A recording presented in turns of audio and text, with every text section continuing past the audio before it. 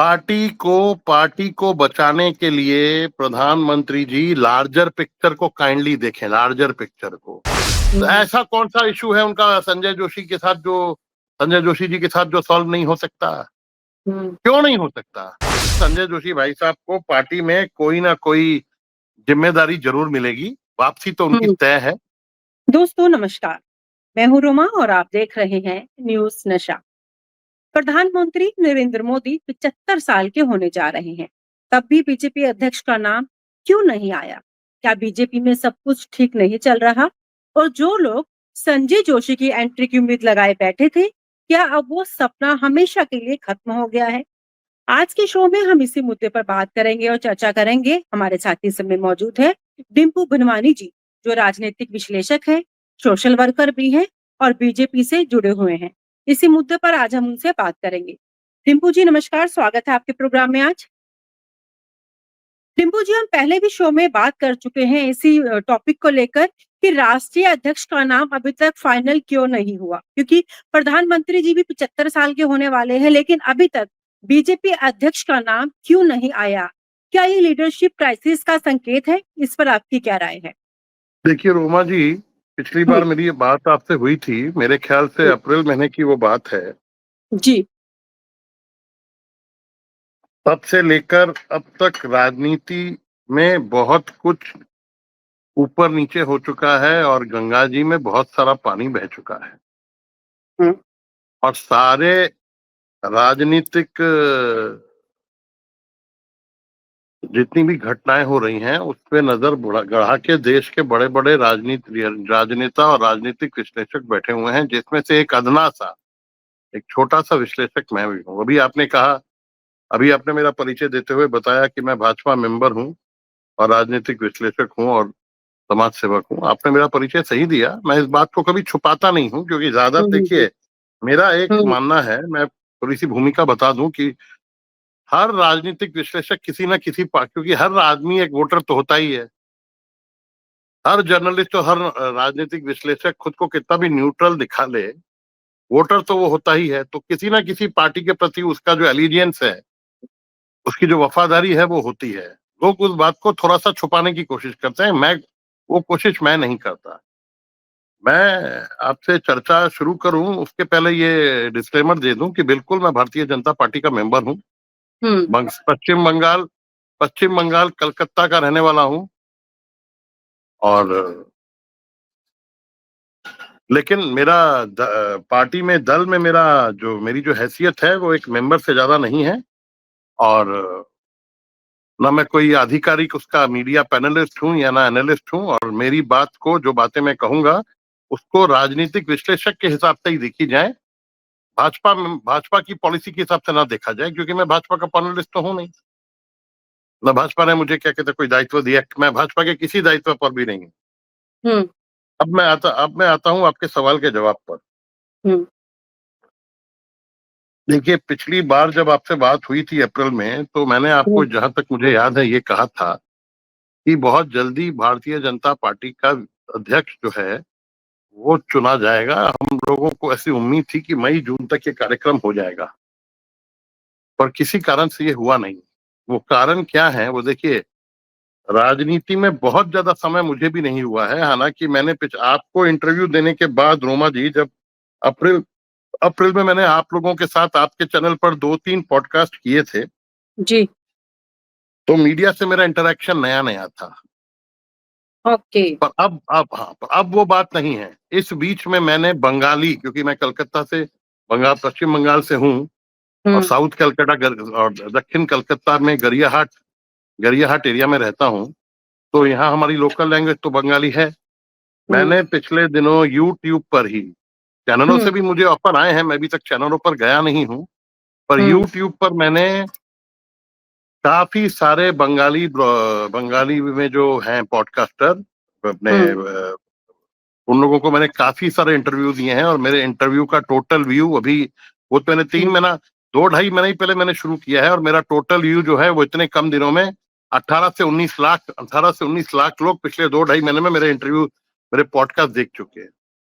क्योंकि कुछ प्रोग्राम में आपने ऐसी बातें कही होंगी ना जो दर्शक सुनना चाहते हैं, तो आज के प्रोग्राम में भी कुछ ऐसी ही उम्मीद करते हैं हम नहीं, आपसे। मैं दर्शक तो जो सुनना चाहते हैं, दर्शक तो हुँ, एक्चुअली रोमा जी सच हुँ, सुनना चाहते हैं, पर प्रॉब्लम हुँ, ये है कि राजनीति में सच कोई बताता नहीं जी, है। सच की बात आपने की, एक छोटी सी बात और बता हुँ, दूं। हुँ, कल एक फिल्म रिलीज हुई है हमारे देश में, द बंगाल फाइल्स। हालांकि वो पिक्चर, वो फिल्म बंगाल में रिलीज नहीं हुई है, उसके हुँ, अपने राजनीतिक कारण है।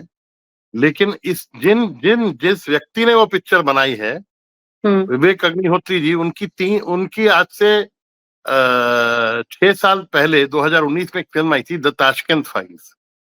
उस सिनेमा में हुँ, मिठुन चक्रवर्ती, उनके सारे, मिठुन दा हमारे पार्टी के, हमारे नेता भी हैं, हमारी जी, पार्टी के तो मेरे नेता भी हैं। मैं उनसे कभी मिला हुँ, नहीं हूँ, जल्द ही हुँ, सौभाग्य होगा ऐसा लगता है मुझे। हुँ, हुँ, पर पर उस फिल्म में मिठुन चक्रवर्ती ने एक पॉलिटिशियन का रोल किया था, मिठुन दा ने। और ठीक है। वो पॉलिटिशियन का कैरेक्टर उस पिक्चर के अंदर एक जर्नलिस्ट को कहता है हुँ, कि राजनीति में कुछ सच नहीं होता है, ये उसका सच है। वो कैरेक्टर हुँ, उस पिक्चर में एक जर्नलिस्ट को कहता है कि राजनीति में कुछ सच नहीं होता। बहरहाल, हुँ, हुँ, सच की खोज में हम लगे रहते हैं। तो हुँ, मैं आज आपसे जो बातें कहूंगा, हुँ, वो सिर्फ जो जो जो सच जो सच मैं जानता हूँ। सच के कई सारे पहलू भी होते हैं, ये मेरा डायलॉग है। ठीक है। मैं अपने दोस्तों, ये मेरे जो पार्टी में लोग मुझसे जुड़े हुए हैं आजकल, ये मैं उनको कहता हूँ। हुँ, लेकिन हर आदमी चलेगा तो अपने पहलू से ना। आज मैं आपको बिल्कुल, अपना पहलू बताऊंगा सच का, ठीक है। इस भारतीय जनता पार्टी का जो राष्ट्रीय अध्यक्ष का जो मामला चल रहा है उसके ऊपर। जी, जैसे मैंने आपको बताया, मैं भी राजनीति में बहुत पुराना नहीं हूँ। तो हुँ, पिछली बार जब बात हुई थी आपसे, तो मैंने आपको हुँ, कहा था जल्द ही राष्ट्रीय अध्यक्ष बन जाएगा। लेकिन हुँ, हुआ ये है, हुँ, जो बात तब मैं नहीं जानता था, क्योंकि मैंने बताया, मैं भी बहुत ज्यादा समय मुझे राजनीति में नहीं हुआ है, तो सब कुछ मैं बहुत जल्दी जान जाऊं, ये संभव नहीं हुँ, है। हुँ। और राजनीति में अध्ययन करना। मेरी आपसे हमेशा यही शिकायत रहती थी कि प्रोग्राम में कुछ ऐसी खबरें दीजिए जो दर्शक सुनें। नहीं नहीं, मैं तो आपको मैं दे रहा हूँ उम्मीद ना, करती हूँ मैं आज आप आपको लेकर अंदर की आए आज हैं, आप जो पिटारा लेकर आए हैं ना फटाफट से खोल दीजिए आज। मैं आपको बता रहा हूँ। मैं थोड़ी हुँ, भूमिका जरूरी थी, मैं आपको बता रहा हूँ। बिल्कुल, बिल्कुल। हुआ ये है कि आज हुँ, जो बातें, कुछ बातें मैं ऐसी कहूंगा, जो बातें दबे जबान में हर भाजपा का आदमी पूरे देश में कहता है, पर कोई आके टीवी पर नहीं कह सकता, स्क्रीन पर कोई नहीं कह सकता। वो बातें मैं आपको आज आपको बताता हूँ। ठीक है। हुआ ये है कि पिछली बार, जैसे हम लोग सब जानते हैं कि जुलाई 2024 में, जस्ट हुँ, लोकसभा के इलेक्शन के बाद केरल में जो हुँ, मीटिंग संघ की हुई थी, वहीं पे माननीय संजय जोशी भाई साहब जी का नाम हुँ, संघ ने प्रस्तावित कर दिया था। तब से ये नाम चल रहा है, और अभी तक ये नाम, मेरा ऐसा मानना है कि संघ के हिसाब से वो नाम आज भी नंबर 1 पर है। अच्छा। पर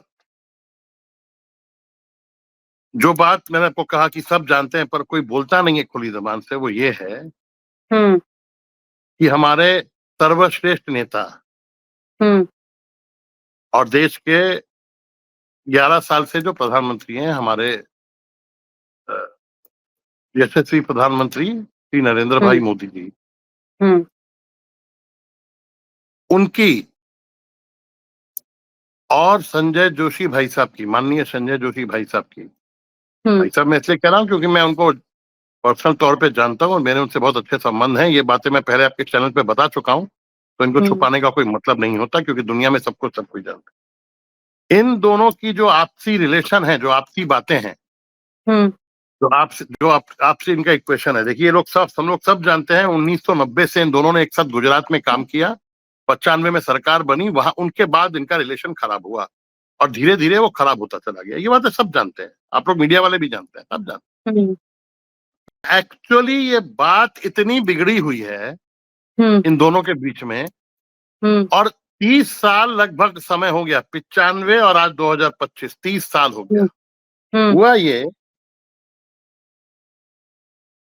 30 साल में लगभग शायद एक बार भी ये लोग टेबल टॉक पर नहीं बैठे, या एक आध बार बैठे हो।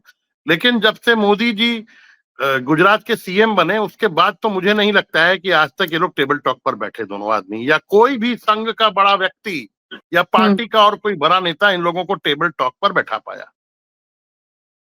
और दिल में एक दूसरे के प्रति कितना भी मैल हो, टेबल टॉक से दुनिया की बड़ी बड़ी मुश्किलें सॉल्व हो जाती हैं, ऐसा मुझे लगता है। पर वो हुआ नहीं, बिल्कुल ऐसा किन्हीं ही है। कारणों से। जी। वो किन्हीं कारणों से नहीं हो पाया। और हुँ, मैं तो इतनी बड़ी चीज हूं नहीं, ना मेरे अंदर इतनी शक्ति है। हुँ, मेरे पास तो एनालिसिस का पावर है, इसे एनालिसिस के बाद में आज बहुत कुछ आपको बता रहा हूँ। हुँ, लेकिन हुआ ये कि 2014 और 2019 में मोदी जी को जो बहुत बड़ी शक्ति मिली, हुँ, उस शक्ति के बाद भी संघ को लगा कि सब कुछ ठीक चल रहा है।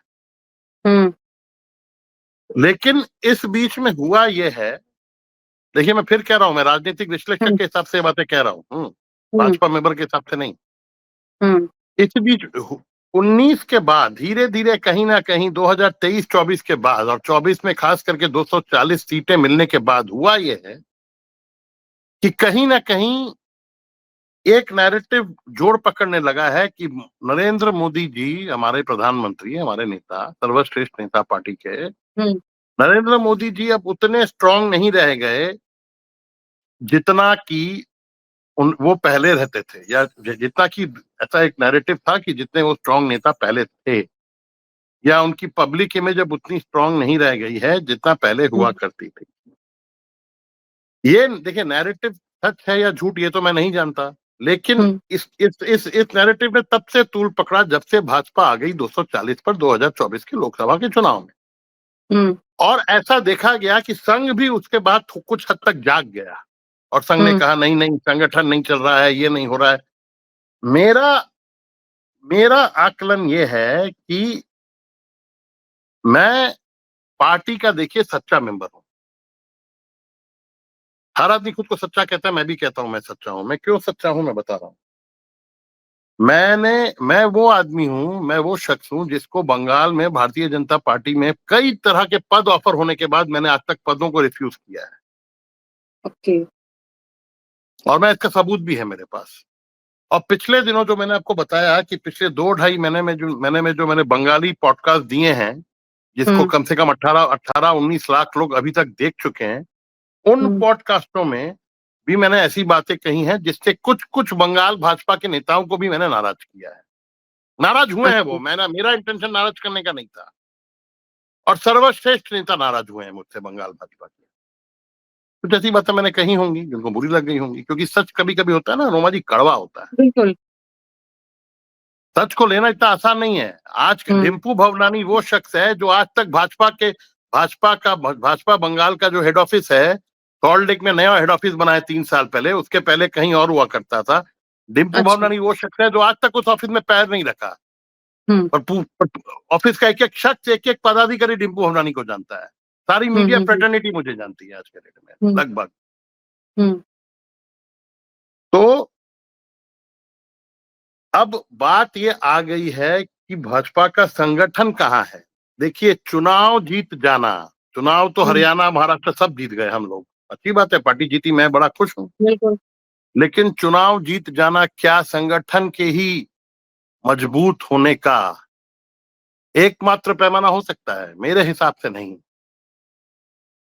ऐसा आज क्यों? भाजपा, मैं बताता हूँ आपको, मैं आपको, ये इंटरव्यू थोड़ा लंबा होगा, मैं आपको बहुत सारी हुँ, बातें हुँ, बताता हूँ। ठीक है।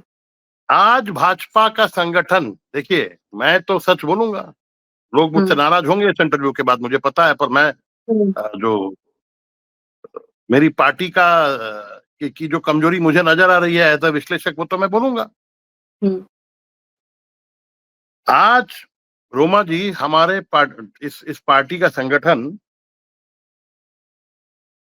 गुजरात, मध्य प्रदेश और कुछ हद तक छत्तीसगढ़, ठीक है। इसके अलावा कहीं भी बहुत मजबूत नहीं रह गया है, जैसा 2018, 19, 20 तक था, नहीं रह गया है। अच्छा, ये बात मैं आपको बता रहा हूं, ये नहीं रह गया है। और क्या हुआ है? हुँ, और ये हुआ है, और ये हुआ है कि क्यों नहीं, इसके इसका सबूत है। इसका आप एक बात बताइए, यूपी में हमारी कितनी सीटें आई लोकसभा हुँ, 2024 हुँ, में? हुँ, हुँ, हम लोगों हुँ, को कितना नुकसान हुआ? हुँ, राजस्थान में हम लोगों को कितना नुकसान हुआ? हुँ, राजस्थान में हम लोगों को जबरदस्त नुकसान हुआ, महाराष्ट्र में जबरदस्त नुकसान हुआ, यूपी में जबरदस्त नुकसान हुआ, हरियाणा में नुकसान हुआ 50%, यूपी में 50% से ज्यादा, महाराष्ट्र में 50% से ज्यादा, राजस्थान में 50%, बंगाल में 18 सीट से 12 पर आ गए। 33% नुकसान, 34% नुकसान बंगाल में हुआ। तो आज आपको क्या लगता है कि संजय विनायक जोशी को संघ सर्वश्रेष्ठ पद पे क्यों बिठाना चाहता है? एक बात मुझे बताइए आप, क्या कारण है इसका? कुछ तो कारण होगा ना। अरे भाई, भाजपा आरएसएस में इतने नेता हैं, इतने प्रचारक हैं, आखिर संजय जोशी का ही नाम क्यों आगे बढ़ाया है? परम पूजनीय सर संचालक जी ने, कुछ तो कारण होगा। नाम ही चर्चा में आ रहा है ना, एंट्री तो नहीं मिल रही उनको। नहीं, मेरी बात सुनिए, मेरी बात सुनिए, मैं जो बात आपको कर रहा हूँ सुनिए। आज भाई साहब संजय जोशी भाई साहब का नाम इतने चैनलों ने डिस्कस किया, पर कभी इस बात की चर्चा आप लोग में से किसी यूट्यूबर ने, किसी पोर्टल वालों ने नहीं की कि आखिर संजय जोशी का ही नाम क्यों संघ आगे बढ़ा रहा है? संघ की पहली चॉइस संजय जोशी क्यों है? बताइए। मोदी अमित शाह जी उनका नाम नहीं मान रहे हैं क्योंकि उनकी तो उनसे बात बिगड़ी हुई है सालों पहले से, ये तो हम जानते हैं, पर संघ उनके नाम के पीछे क्यों पड़ा है? इसका कारण क्या है? इसका कारण यह है रोमा जी, मेरी बहन, आपको मैं बताऊं कि संजय जोशी जैसा संगठक, मुझे पता नहीं ये शब्द हिंदी का सही है कि नहीं, मुझे लगता है ये सही शब्द है, संगठक, आज भारतीय जनता पार्टी और राष्ट्रीय स्वयंसेवक संघ में है ही नहीं, जो भारतीय जनता पार्टी को चला सके। वो आदमी 2001 से 2005 तक 38 साल की उम्र में, उनका रिकॉर्ड है आज तक 38 साल की उम्र में लोगों को एमएलए एमपी का टिकट नहीं मिलता, बहुत कम लोगों को मिलता है। वो इंसान जो है वो 38 साल की एज में नेशनल ओजीएस बन के, राष्ट्रीय संगठन महामंत्री बन के पूरी पार्टी चला रहा था। मैं तो 38 साल की उम्र में राजनीति में भी नहीं आया था।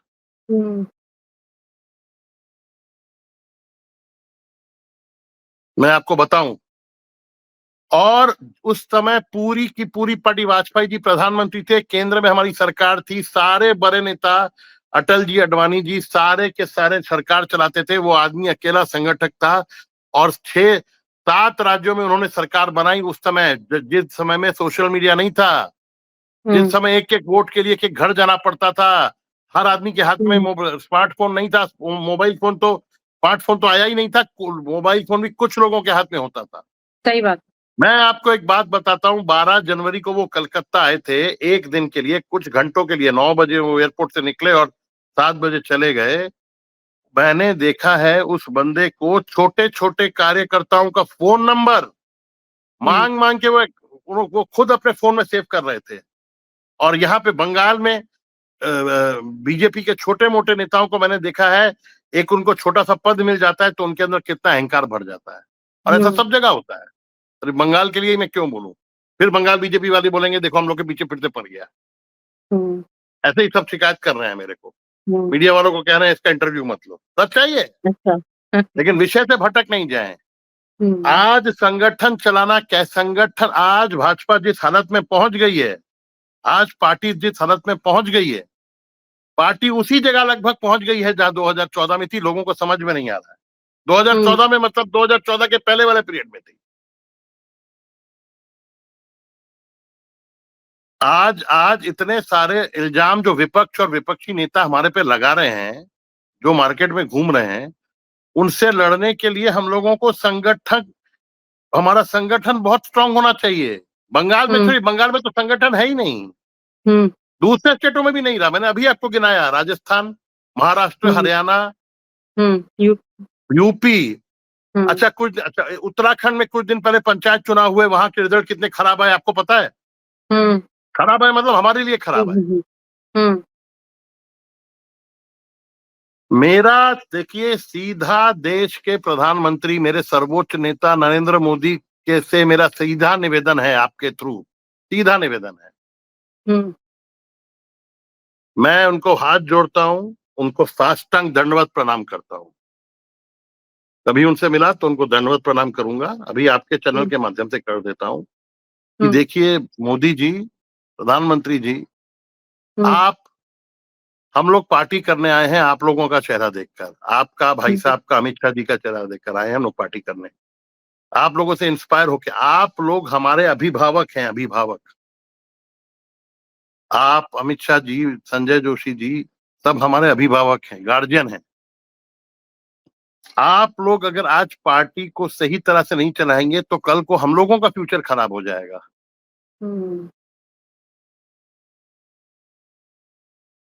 मैं सीधी बात करता हूं।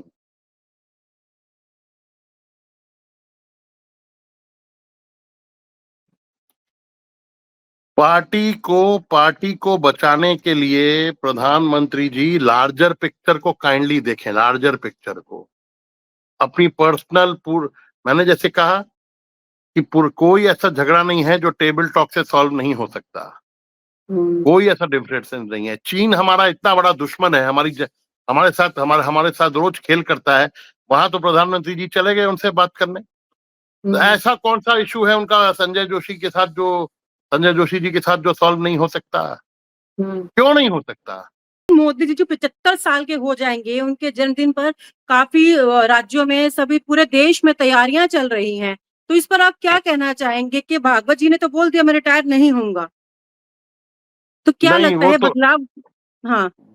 भी देखिए, हमारी जो बात है ना, हम्म हमारा काम, हमारा इंटेंशन एक ही है कि संगठन हम्म हमारा स्ट्रांग हो। हम्म मोदी जी रिटायर हो या भागवत जी रिटायर हो, ये तो देखिए, ये इस बात पे तो मैं हम्म कोई कमेंट नहीं कर सकता। इस बात पे तो मैं कमेंट कर ही नहीं सकता। अगर भागवत जी ने कह दिया तो वो लास्ट लाइन है। अच्छा। लेकिन वही भागवत जी ये भी चाह रहे हैं कि संजय जोशी जी पार्टी को लीड करें, हम्म अध्यक्ष या कम से कम संगठन महामंत्री बने। वही भागवत जी ये भी चाह तो रहे हैं। उनको मौका मिलेगा या नहीं मिलेगा मौका उनको? नहीं, वो तो वही, अब ये, मैं तो पीएमओ हम्म में काम नहीं करता ना रोमा जी। हम्म मैं जो बातें बोल रहा हम्म हूँ, मेरे को और भी बहुत सारी बातें बोल रही हैं, वो सुनिए। हम्म मेरा हम्म प्रधानमंत्री जी से और एक निवेदन है हम्म कि आप लोग हमारे अभिभावक हैं। हम्म कोई भी पेरेंट्स, माँ बाप जब वृद्ध होने लगते हैं तो वो लोग इस हम्म बात की तैयारी करते हैं कि हम्म उनके बच्चों की जिंदगी वो आसान करके जाएं, क्योंकि देखिए दुनिया से तो एक दिन सबको जाना है, अमर हम्म तो कोई नहीं है। हम्म मेरे पापा भी ये सोचते काम करते हैं ना कि क्या कहते हैं, हम लोग के लिए जीवन आसान बना के जाए।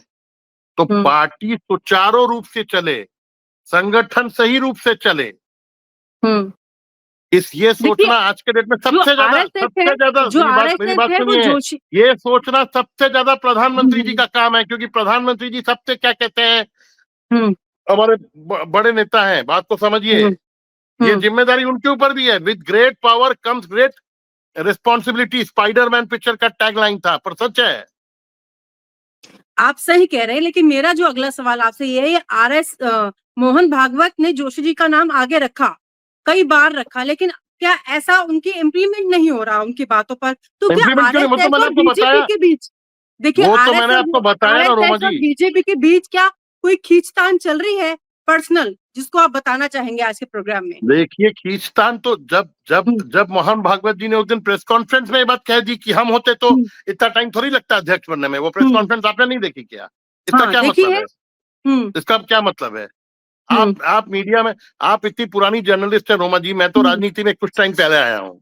हम्म लेकिन आप वही मुझसे ना, ज्यादा आप जानती है बीजेपी चीजें। से हैं तो वो सवाल तो हमें देने होंगे ना, उनके आंसर आपको। मैं कुछ और बात कहना चाहता हूँ। मेरी वो बात भी जरा आप जी सुन लीजिए। बोलिए बोलिए मैंने आपको पहले ही कहा था ये बोलिए इंटरव्यू बोलिए। जरा लंबा होगा।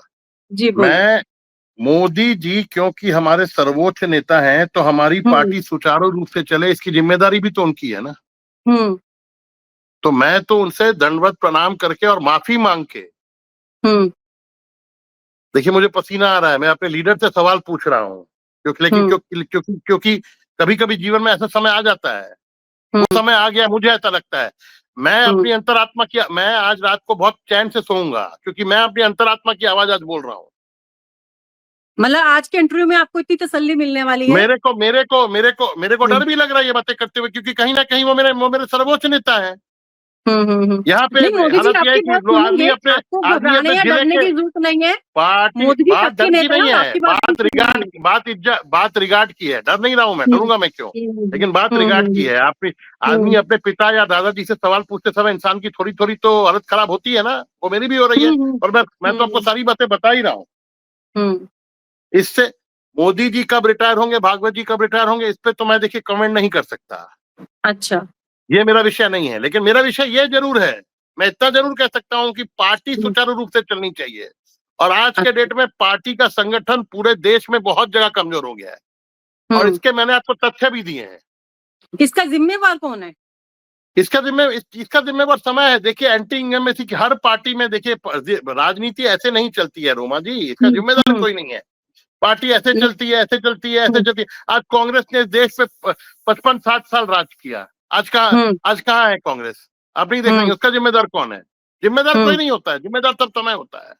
हम्म राजनीति ऐसे ऐसे चलती है। हमारी हम्म दिल की धड़कन भी ऐसे ऐसे चलती है। देखा है ना आपने? जब हम्म स्ट्रेट लाइन हो जाती है तो हम लोग मर जाते हैं। वो मॉनिटर में दिखाते हैं हम्म ना। तो स्ट्रेट लाइन में चलिए, कुछ आप भी नहीं बताइए चलना और चाहिए। क्या खास बताने वाले हैं आज प्रोग्राम में, आप बताइए और।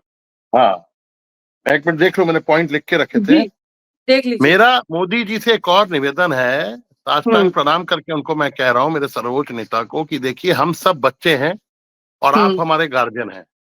हम्म तो हमें अंधेरी कोठरी में मत आप लोग बंद कीजिए। अंधेरी कोठरी हम्म में क्यों हमें बंद करके जा रहे हैं? हमें ऐसा माहौल दीजिए कि हम लोग क्या कहते हैं, उजाले में काम कर सकें, संगठन को हम हम्म लोग मजबूत कर सकें। हम्म आज आज मैं आपको एक बात बताऊं कि देखिए, मोदी जी कब रिटायर होंगे तो मैं नहीं कह सकता, पर एक ना एक दिन तो रिटायर सबको होना ही है। हो सकता है ये टर्म वो पूरा करें, ये इस पे मैं कोई कमेंट नहीं करूंगा, लेकिन एक दिन तो सबको रिटायर होना है ना। महाभारत सीरियल में एक डायलॉग था, बी आर चोपड़ा की महाभारत सीरियल में, जब कृष्ण शांति दूत बन के जाते हैं रोमा जी, तो कृष्ण ने धृतराष्ट्र से कहा था कि महाराज आप प्राण त्यागने के पहले कुल को एकत्रित कीजिए। तो मैं मोदी जी को भी हाथ जोड़ के और पैर में और चरण स्पर्श करके ये बात कहूंगा कि मोदी जी, पार्टी पुरानी बातें भूल जाइए और पूरी पार्टी के सारे अच्छे लोग जो भी हैं, जो स्वर्ग में चले गए हैं, अरुण जेटली जी तो वापस नहीं आ सकते, सुषमा स्वराज जी तो वापस नहीं आ सकती, ये लोग तो वापस नहीं आ सकते, पर जो हैं, जिनका जीवन काल अभी है, उनको एकत्र कीजिए और पार्टी के संगठन को फिर से। आप Modi ji great great leader हैं, ग्रेटेस्ट लीडर हैं, पर ये काम अगर आप कर गए तो आप ग्रेटेस्ट एवर लीडर बन जाएंगे। ये मेरा, और मैं इस पार्टी का मेंबर होने के नाते मुझे ऐसा लगता है कि मेरे प्रधानमंत्री, मेरे नेता से ये कहने का हक मुझे है। ये हक मुझे है, ऐसा मुझे लगता है। पार्टी को उनको एकत्र करना पड़ेगा, सारी नेगेटिविटी, झगड़ा, पुराने झगड़ों को, पुरानी ईगो फाइट्स को भूल जाने में ही पार्टी की भलाई है।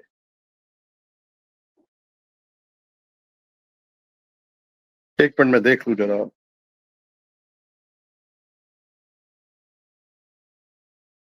मैं, आवाज चला गया, आवाज आवाज नहीं है। हम्म हाँ, मैं हाँ, अभी आप अपना पॉइंट देखिए, मैं अपना अगला सवाल जब तक आपसे ले लेती हूँ। अब नड्डा हाँ। जी भी जो दिसंबर तक है वो नहीं जा रहे हैं प्रेसिडेंट की पोस्ट पे, तो क्या क्या होगा फिर? आने वाला फ्यूचर फिर क्या है फिर? नहीं, फिर से अपना सवाल पूछिए। देखिए, अब नड्डा भी दिसंबर तक कहीं नहीं जा रहे हैं प्रेसिडेंट की पोस्ट से, तो अब क्या होगा? नहीं, क्या होगा ये तो मुझे नहीं पता। देखिए, हम्म मेरा जो दिल में बातें थी वो मैंने कह दी।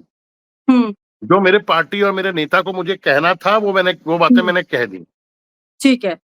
डिसीजन तो, मैं तो इतना बड़ा हूं नहीं, मैं तो अपने जिले का हम्म। प्रेसिडेंट नहीं बना सकता, तो नेशनल प्रेसिडेंट बनाना मेरा काम तो है नहीं, मैं तो लेकिन कार्यकर्ता हूँ। राय तो रख सकते हैं सर, अपनी राय तो रख हाँ, तो मैं तो सकते राय रख हैं। ही रहा हूँ ना। हम्म और अध्यक्ष चेंज होगा। अब मैं हम्म आपको एक बात बता दूं राजनीतिक विश्लेषक के नाते, कि अब बीजेपी के अध्यक्ष चेंज होने में समय ज्यादा नहीं लगेगा, ये मैं आपको बता देता हूँ। हम्म अगर विजयदशमी के बाद 100 साल जिस दिन हम्म, 2 अक्टूबर को पूरे होंगे संघ के, ठीक विजय है। दशहरे के बाद अगर अगर अगर अध्यक्ष चेंज नहीं हुआ तो बिहार इलेक्शन के तुरंत बाद अध्यक्ष चेंज होगा, ये मैं आपको गारंटी के साथ कह रहा हूँ। अच्छा। अब उस पर देर नहीं होगी, जितनी देर होनी थी हो गई। 17 सितंबर को और कोई और घोषणा एक नहीं बात होगी। और एक बात मैं क्लियर कर हम्म देना चाहूँ, क्योंकि वो बात हम्म बोल देना बहुत जरूरी है हम्म कि ये जो आज का साक्षात्कार, ये इंटरव्यू, पॉडकास्ट, जो भी इसे कही है, जो मैंने आज आपको दिया है, इसमें जो बातें मैंने कही हैं या जो हम्म भी मैंने बात इसमें बोली है, ये हम्म सिर्फ और सिर्फ मेरे दिल से निकली हुई बातें हैं। हम्म मैं क्लियर कर देना चाहता हूं कि किसी ने भी मुझे ये इंटरव्यू देने या जो पॉइंट्स मैंने बोले हैं हम्म वो मुझे नहीं कहा। हम्म किसी ने भी मुझे नहीं कहा, किसी ने और किसी ने भी नहीं। और मेरे अलावा कोई जानता भी नहीं है कि मैं आज कोई पॉडकास्ट आपको देने जा रहा हूं। अभी तक नहीं जानता, जब ये ऑनलाइन आएगा तो लोग जान जाएंगे। हम्म। चलिए, ये तो आपने अपनी मन की बात रखी आज के प्रोग्राम में, लेकिन और बताइए, और क्या खास खबर है आपके पास? क्योंकि प्रोग्राम शुरू होने से पहले भी काफी जैसे मैंने आपको डिस्कशन एक हुआ खबर दे है। दी कि अब भाजपा के राष्ट्रीय अध्यक्ष में अब देर नहीं होगी। हम्म। ठीक है। हो सकता है दशहरे के बाद ही ये हो जाए, बिहार चुनाव के पहले ही हो जाए, ये भी हो सकता है। हम्म। दशहरे तक तो कुछ नहीं होगा, क्योंकि देखिए ठीक है। कल सात सात कल से श्राद्ध लग जाएंगे। 21 तारीख को हम्म महालय है, हम्म 21 तारीख को श्राद्ध खत्म होंगे, फिर नवरात्रि है। नवरात्र 22 से। नवरात्रि के 10 बाद दशहरे पे संघ के 100 साल पूरे होंगे, जो हमारा महासत्व हम्म संगठन है। हम्म तो उस समय तो नवरात्रियों में तो घोषणा होगी नहीं, मुझे लगता है। हम्म। दशहरे के बाद या फिर बिहार चुनाव के बाद होगी। हो सकता है दशहरे के बाद भी हो जाए, और बिहार चुनाव हम्म नए अध्यक्ष के उसमें हो। हम्म हम्म। बाकी बीजेपी, अगर आपको कुछ और जानना है तो मैं आपको बीजेपी बंगाल के बारे में बता देता हूँ। बीजेपी बंगाल बहुत पीछे है। हम्म यहाँ पे ये लोग बूथ कमेटी तक नहीं बना पाते हैं। हम्म तो टीएमसी से लड़ने के लिए प्रैक्टिकली हम लोग बंगाल में बहुत पीछे हैं। टीवी पर कुछ भी नजर आए, ये सुन लीजिए, प्रैक्टिकली ठीक हम है। लोग टीएमसी के सामने कहीं भी नहीं है, हम्म। कहीं भी नहीं है प्रैक्टिकली में। यहाँ मेरा एक बीजेपी सवाल और बंगाल है में मेरा एक संगठन बहुत सवाल और है कमजोर है। बंगाल बंगाल की बात हम बाद में करेंगे, लेकिन मेरा एक सवाल आपसे और है। मोदी जी की उम्र 75 होने पर क्या बीजेपी के नियम बदले जाएंगे, या ये नियम सिर्फ औरों के लिए ही लागू थे कि 75 के बाद हट जाना चाहिए, रिटायर हो जाना नहीं, चाहिए? देखिए हम्म मैं आपके सवाल का जवाब दे देता हूँ। ये 75 का नियम जो आप लोग कह रहे हम्म हैं या मीडिया कह रही हम्म है या कोई भी कह रहा है, हम्म ऐसा देखिए लिखित नियम तो कोई पार्टी का है नहीं। हम्म ना भारतीय संविधान में ऐसा कोई नियम लिखा हुआ है। हम्म। ना लेकिन भारतीय बीजेपी का तो संविधान में नियम है ना ऐसा कोई ये। नियम लिखा हुआ है। हम्म मैं आपको एक बात बताऊं, मैं आपको एक देखिए, मैं किसी के अगेंस्ट कोई बात नहीं कह रहा, पर 75 वाली हम्म बात पे अगर आप लोग कह रहे हैं तो मैं आपको एक बात बता दूं। हम्म 75 के 75 कहा जाता है, पर सच्चाई यह है कि अडवाणी जी और माननीय मुरली मनोहर जोशी जब रिटायर हुए थे 2015 में, या उनको मार्गदर्शक मंडल में भेजा गया था, हम्म तब उन लोगों की उम्र 75 से भी बहुत ज्यादा थी। हम्म बाकी 75 का मैंने आपको जैसे बताया, कहीं कोई हम्म लिखित नियम तो है नहीं। हम्म और और एज अ भाजपाई मैं भी नहीं चाहता कि प्रधानमंत्री जी अभी रिटायर हो। हम्म मैं भी अब जाति चॉइस बता रहा हूँ। हम्म। मैं नहीं चाहता कि प्रधानमंत्री जी रिटायर हो, मैं ये भी नहीं चाहता कि सरसंघ चालक रिटायर हो, क्योंकि वो लोग दोनों अच्छा काम कर रहे हैं। अच्छा, बीजेपी के कार्यकर्ता हमेशा कहते हैं कि बीजेपी में जो भी बदलाव होते हैं वो पहले से तय होता है, तो हम्म। अध्यक्ष को लेकर इतनी खींचतान क्यों चल रही है? मेरा फिर से आपसे ये सवाल है। नहीं तो अच्छा, फिर वही बात, देखिए मैं आपको पूरी हम्म, रामायण सुना दिया, अब आप पूछ रही है राम कौन है। नहीं, फिर भी मेरा पा, अभी आंसर नहीं आया मेरे को, आपने सिर्फ ऐलान किया है पार्टी उस का चीज का। संगठन कहीं ना कहीं हम्म कमजोर पड़ा है ना। पार्टी का हम्म संगठन हम्म कहीं ना कहीं कमजोर हुआ है ना। वो लोकसभा के चुनाव में हम हम्म लोगों ने देखा ना। हम्म मैंने आपको क्या कहा, संजय जोशी जी जैसा संगठक कोई है ही नहीं पार्टी में, हम्म। जो कार्यकर्ता को जोड़ सके। यहाँ पे लोग तो आपको कार्यकर्ताओं क्या को लगता है, पाँव की जूती समझते हैं। अगर संजय जोशी अब नहीं बनते, अध्यक्ष नहीं बनते, तो आपको क्या लगता है, पार्टी खत्म है, पार्टी आगे नहीं बढ़ नहीं पाएगी ऐसी, फिर? देखिए मेरा मेरा हम्म मैं तो हमेशा पॉजिटिव माइंडेड आदमी हूँ रोमा जी। नेगेटिव तो मैं हम्म सोच नहीं सकता। बाकी मैं आपको एक बता दे रहा हूँ कि भाई हम्म साहब को, संजय जोशी भाई साहब को पार्टी में कोई ना कोई जिम्मेदारी जरूर मिलेगी। वापसी तो उनकी हम्म तय है, क्योंकि हम हम्म लोग भी राजनीतिक विश्लेषक हैं, बाजार हम लोग भी खबर रखते हैं। हम्म। और वो पार्टी में महत्वपूर्ण पद पे उनकी वापसी जरूर होगी, ये आप भी देखिएगा। चलिए, आपने जो कहा कि उनकी वापसी हो सकती है, वो चाहे किसी भी पद को लेकर हो, आज के प्रोग्राम से हम जिम्मेदार यही। पद पर होगी, अच्छे पद पर जी होगी, जी किसी जी। भी पद पर नहीं। जिम्मेदार पद पर। जी। हाँ। ठीक है। आज के प्रोग्राम को हम फिर यही समाप्त करते हैं। आप प्रोग्राम में आए, आपका बहुत बहुत शुक्रिया। नमस्कार। और आप हमसे जुड़े रहने के लिए सब्सक्राइब करें YouTube पर, फॉलो करें ट्विटर पर और लाइक करें Facebook पर। और ज्यादा जानकारी के लिए आपको टाइप करना होगा सिर्फ न्यूज नशा।